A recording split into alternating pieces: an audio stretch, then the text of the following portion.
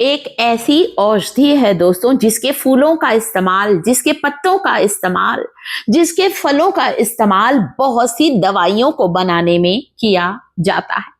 इन सफेद फूलों को देखें जो कि 5 से 6 इंच लंबे होते हैं। इसके फल कांटेदार इसके फल होते हैं, गोल गोल इसके कांटेदार फल होते हैं। भगवान शंकर को इसके पुष्प चढ़ाए जाते हैं दोस्तों। ज्यादातर ये सफेद रंग का होता है, पीले रंग का, और कहीं कहीं होता है काला धतूरा। जी हाँ, इसे कहा जाता है धतूरे का फूल, धतूरे का पौधा। ये धतूरे का पौधा दोस्तों सावन के महीने में खासकर भगवान शिव को इसके पुष्प, इसके फल अर्पित किए जाते हैं। इसीलिए मैंने कहा इसका औषधि और धार्मिक दोनों महत्व है। जोड़ों का दर्द है, कंधे का दर्द है, कमर का दर्द है, या फिर हाथों की कलाई लचक गई है, पैरों में, एड़ी में दर्द है, धतूरे के तेल, इसके फूलों, इसके बीजों के तेल से मालिश करने से सारा दर्द गायब हो जाएगा। शरीर के किसी हिस्से की नस दब गई है, नसें सिकुड़ गई हैं, कुछ दिन धतूरे के बीजों और फूलों के तेल से मालिश करके देखें। इसीलिए जहरीला होते हुए भी इस वनस्पति का इस्तेमाल बहुत सी औषधियों के लिए किया जाता है। इस्तेमाल करने के बाद हाथों को साबुन से जरूर धो लें दोस्तों, क्योंकि ये वृक्ष, ये पौधा थोड़ा विषैला होता है, परंतु बहुत मेडिसिनल वैल्यू है दोस्तों। हमारे यहाँ सफेद फूल वाला धतूरा लगा है दोस्तों। वैसे तो जगह जगह इसका पीला धतूरा भी मिलता है और कहीं कहीं काले धतूरे के फूल भी दिखाई देते हैं। वो काला धतूरा बहुत कम जगह पर लगता है, परंतु उसका और ज्यादा औषधि महत्व होता है। इसके फल नींबू के जैसे गोल गोल कांटेदार होते हैं। कच्ची अवस्था में इसके कांटे चुभते नहीं हैं, परंतु जब धतूरे का फल सूख जाता है, कड़क पड़ जाता है, तो उसके कांटे चुभने लगते हैं। पता है आपको? इसके तेल को बनाने के लिए मैं यहां तिल का तेल लूंगी। आप तिल का तेल, सैचमे सीड ऑयल, अगर तिल्ली का तेल नहीं है, सैचमे सीड ऑयल नहीं है, तो उसकी जगह आप मस्टर्ड ऑयल या सरसों का तेल लें। हल्दी डालना बिल्कुल ना भूलें। साथ में इसमें डालेंगे, इस तेल में 1 चम्मच दाना मेथी, जिसे हम कहते हैं फेनुग्रीक सीड्स।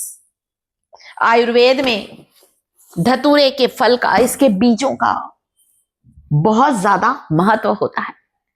सबसे पहले एक तवा लिया है। पता है दोस्तों, जब भी इसका तेल बनाए ना, तो ऐसे बर्तन का इस्तेमाल करें जिसमें कुकिंग ना करते हो।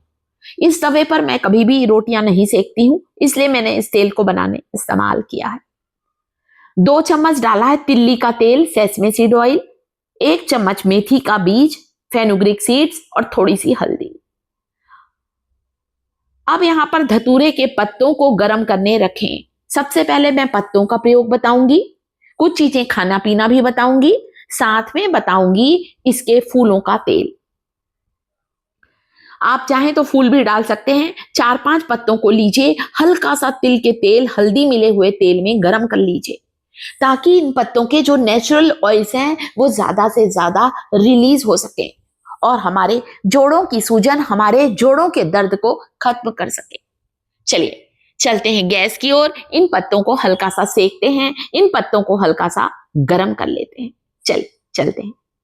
गैस चालू कर दिया। देखिए, उलट पुलट करते हुए पत्तों को अच्छा सेक लेना, कड़क सेक लीजिए और गरम गरम इन पत्तों को वहां पर बांधें जहां पर जोड़ों में दर्द है।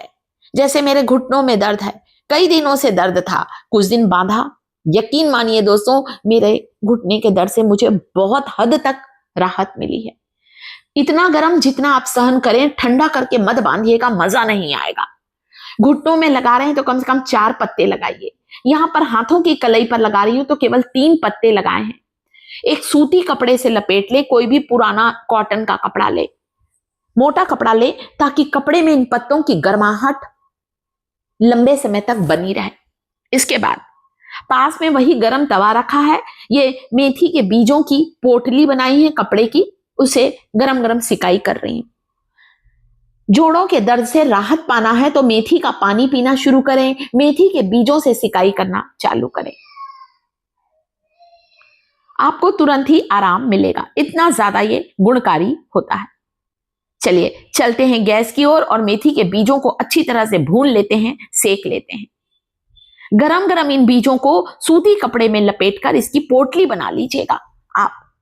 तो गैस पर कम से कम 10 मिनट तक मैं मेथी के बीजों को गर्म करूंगी। उसके बाद एक कॉटन के कपड़े में लपेट कर गठान लगाकर एक पोटली बनाएं और मेथी के बीजों से उस जगह पर सिकाई करें। मालिश करने के बाद सिकाई करिएगा ना, तब रिजल्ट अच्छा पाएंगे आप, अगर 100% रिजल्ट चाहिए तो। पहले धतूरे के तेल से मालिश करेंगे हम, उसके बाद हम करेंगे मेथी पोटली से सिकाई।